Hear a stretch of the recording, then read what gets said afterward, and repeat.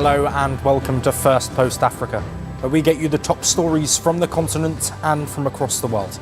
I'm Joshua Barnes, live from the Firstpost studios. First, let's take a look at the headlines. China accuses British Prime Minister Keir Starmer of making groundless accusations a day after the Prime Minister said he would engage with Beijing but warned of a national security threat. Ukraine says that fighting is ongoing in Pokrovsk, an important logistics hub in the eastern Donetsk region that Russia claimed to have captured after months of intensive fighting. An Iranian court demands the US to pay $22 billion for allegedly backing mass protests in 2022 that broke out after the death of 22-year-old Mahsa Amini, who had been arrested for allegedly violating Iran's strict dress code for women. The US Food and Drug Administration says it will reportedly curtail the use of lab monkeys for safety studies by pharmaceutical companies.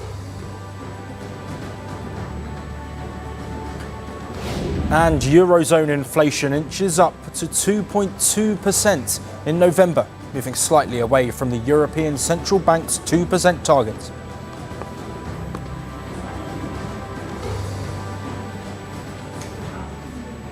Hello and welcome. We begin today in South Africa, where two separate investigations have uncovered a disturbing pattern linked to the war in Ukraine. Authorities say young South African men are being lured with promises of jobs and security training, but in reality, they are being drawn into mercenary networks operating around the Russia-Ukraine conflict. The first case centres on Nonkululeko Mantula. She is a 39-year-old radio presenter with a state broadcaster SAMF.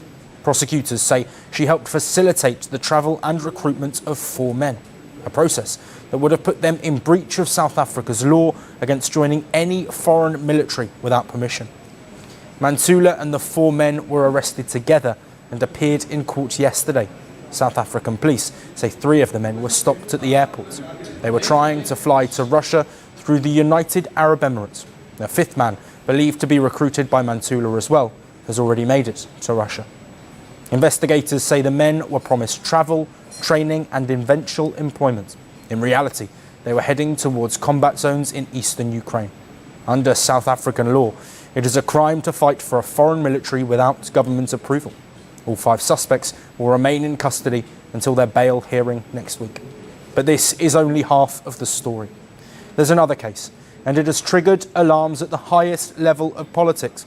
This one involves Duduzile Zuma, daughter of former President Jacob Zuma. She resigned from Parliament last week. She had been serving in the MK party since June 2024. Now authorities say she and others are suspected of tricking 17 South African men into travelling to Russia last month. They were told they would get security training that could lead to jobs. Instead, they ended up with a Russian mercenary group in eastern Ukraine. An affidavit filed by her half-sister claims 8 of those 17 men were relatives. The South African government says the men made distress calls to them from eastern Ukraine. They said they were trapped in the Donbas region with no way out. Their phones were taken, their passports and clothes were burned. The men believed they were going abroad for work, but ended up in a war. Duduzile's party denies any such allegations. They say her resignation has nothing to do with an admission of guilt. Regarding the much publicized matter of young South Africans who are reportedly involved in combat military action in Ukraine, the national officials have accepted Comrade Duduzile Zuma's Hambudla's decision to resign. She has requested that she be recused from responsibilities and focus in cooperating fully with all organs of the state who want to find the truth and return those South Africans safe. President Cyril Ramaphosa ordered a full investigation. The presidency said it is working through diplomatic channels to bring those men back. South Africa says it remains non-aligned in the war with ties to both Kyiv and Moscow. But they have repeatedly warned citizens about online job offers in Russia, that may be covers for mercenary recruitment. This pattern is global and not unique to just South Africa. Ethiopia, Zambia, the Central African Republic, Tanzania and Togo have all reported similar cases of their citizens being recruited into Russian-linked groups. Kenya, India and Nepal also say their citizens were deceived with promises of work, only to be sent towards the front lines. Even Americans have appeared in these investigations. One case involves Michael Gloss, son of a serving CIA deputy director, killed while fighting for a Russian mercenary unit. For now, South Africa is pursuing both a criminal and diplomatic response, while the families of those 17 men wait for their return.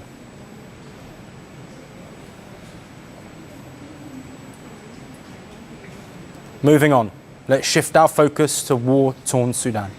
Fighting between the Sudanese military and paramilitary Rapid Support Forces, or RSF, is escalating in Kordofan. The RSF now claims that it has seized full control of Baba Nusa. It is a transport junction in the country's oil-producing south. A social media video released on Monday showed armed men in RSF uniforms firing their guns and cheering outside a gate. The gate had Arabic signage reading 22nd SAF Infantry Division, Baba Nusa. Baba Nusa lies in the West Kordofan state, which has become the latest front line in the war in Sudan. In its statement, the RSF said that its quote-unquote liberation of Baba Nusa came in a response to a surprise attack by the Sudanese army. The RSF accused the army of striking a nursing school in the village of Como in the southern Kordofan region last week. Reportedly, the strike killed at least 40 people, including dozens of students. The southern Kordofan region is nearly the size of France. The region has seen fierce fighting as the army seeks to push the RSF away from a vital highway linking the capital Khartoum to Darfur, where the military lost its last stronghold in October. The RSF called military strikes a clear violation of a humanitarian truce. Last month, RSF head General Dagalo said that his paramilitaries would immediately enter into a 3-month humanitarian truce, which was proposed by the US, the UAE, Egypt and Saudi Arabia. The group of mediators is known as the Quad. The paramilitary agreed to enter a ceasefire after US President Donald Trump said that he would intervene to seek an end to the fighting. And while the RSF accepted the Quad's proposal, it soon attacked Sudanese army territory with a barrage of drone strikes. On the other hand, Sudan's army chief, General al-Burhan, rejected the peace proposal and criticised the inclusion of the UAE, which had been widely accused of arming the RSF. The Gulf country has denied such accusations and said it aims to stop the war. This war in Sudan broke out in 2023. It has killed tens of thousands of people so far and displaced 12 million people while creating the world's largest hunger and displacement crisis. The RSF has been accused of genocide, and the army too has been accused of targeting civilians. Both military leaders have been sanctioned by the US. As the bloody fighting between the Sudanese army and paramilitary rages on, the civilian death toll continues to mount. Can the Quad and President Donald Trump actually end this war in Sudan? That remains to be seen.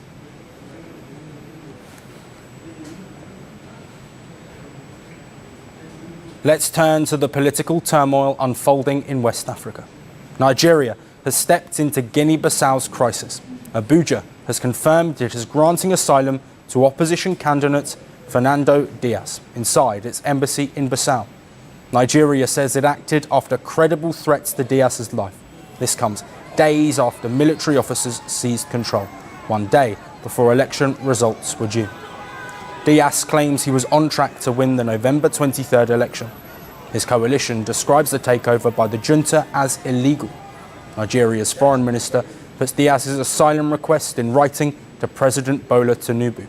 He says Tinubu approved the protection as a proactive step to prevent an imminent threat. The Nigerian Foreign Ministry says providing protection to Diaz is the country's responsibility and part of its commitment to regional peace. President Bola Ahmed Tinubu has graciously approved the provision of protection and security in the premises of the Nigerian embassy in the Republic of Guinea-Bissau for Mr. Fernando Diaz da Costa. Mr. President's decision is a proactive measure to ensure the safety of Mr. Da Costa in response to imminent threats to his life. Nigeria has condemned the takeover in Guinea-Bissau and is pushing for a return to constitutional order. Diaz has claimed that the military takeover was a ceremonial coup led by the head of state himself. Nigeria's former president echoed this sentiment, calling the military takeover an orchestrated move. Happened in Guinea-Bissau. It is not what some people would say palace coup. It was not a palace coup. I describe it as a ceremonial coup. It was a ceremony conducted by the head of state himself. Jonathan witnessed the turmoil as he escaped from Bissau just as the coup began. He says the tally was nearly complete and the winner already known. The key thing is that election was concluded. Tallying of the results was almost concluded.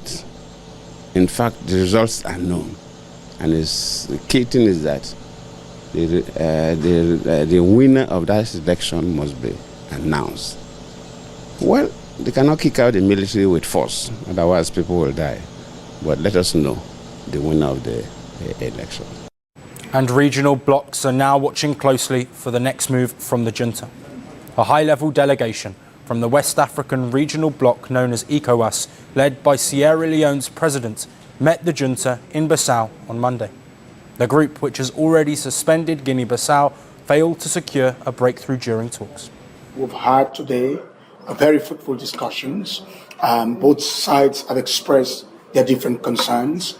On the part of ECOWAS, the chair of the authority condemned the coup and calls for the immediate restoration of constitutional order, which includes allowing the electoral process to a logical conclusion.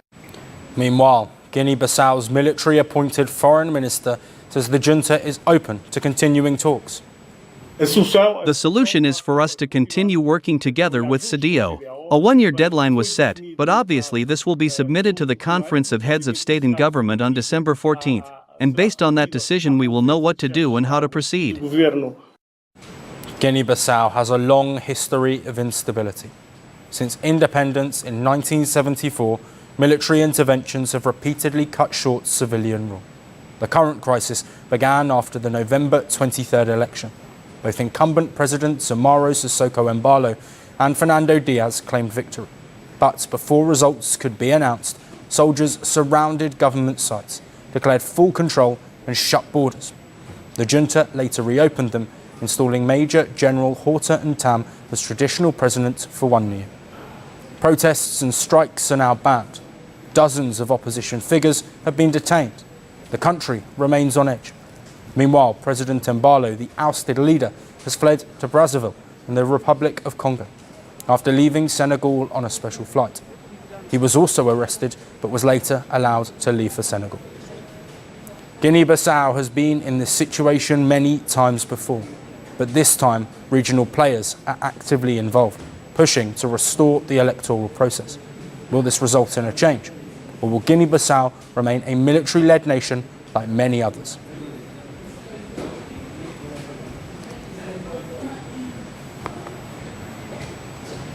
And for our final story, we shift focus to Cameroon, where the death of an opposition leader while in detention risks further worsening political tensions. 74-year-old Anissette Tekan died in custody on Monday, according to his family and legal representation.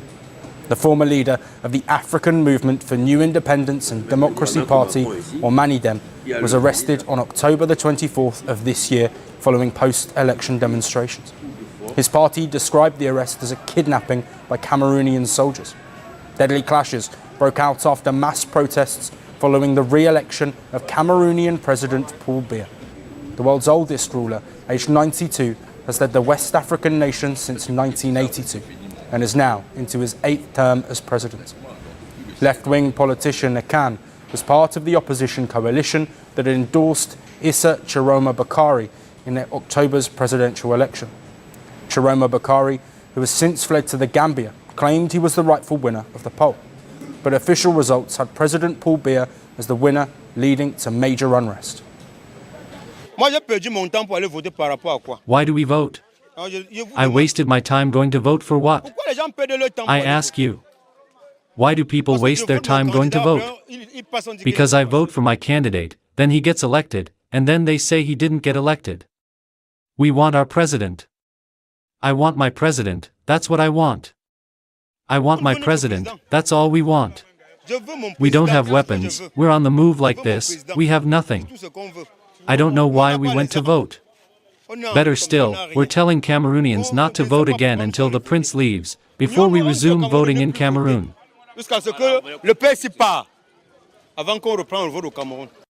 And that unrest turned into violent clashes. United Nations sources said that the Cameroonian security forces killed 48 civilians in a crackdown on protesters. They state the majority of victims were killed by live rounds, though several died from wounds sustained when they were beaten with batons and sticks. According to the opposition estimates, the death toll was higher at 55, while the government say only 16 were killed. Hundreds were also arrested during the crackdown, including Ekan. The opposition leader was being held on charges of hostility against the state, incitement to revolt, and calls for insurrection.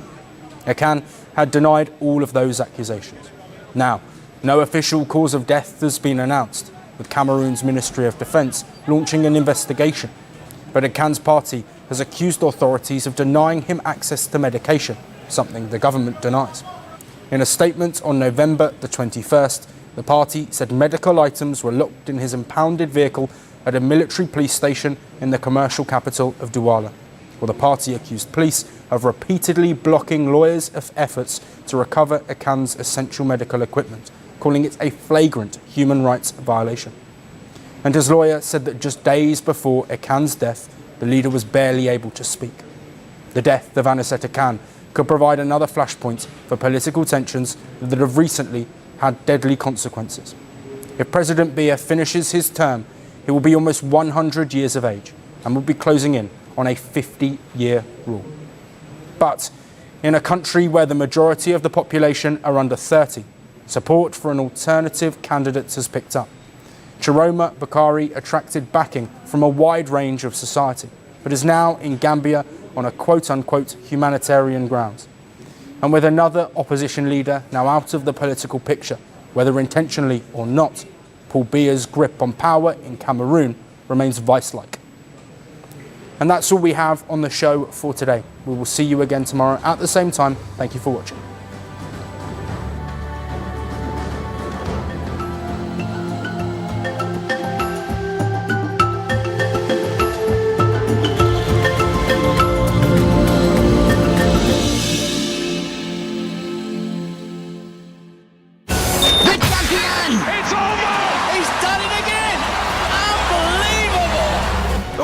Straight into the roof of the net.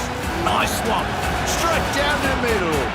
So a good performance from both teams. Hi, you're watching First Sports. I'm Rupa Ramani. Let's get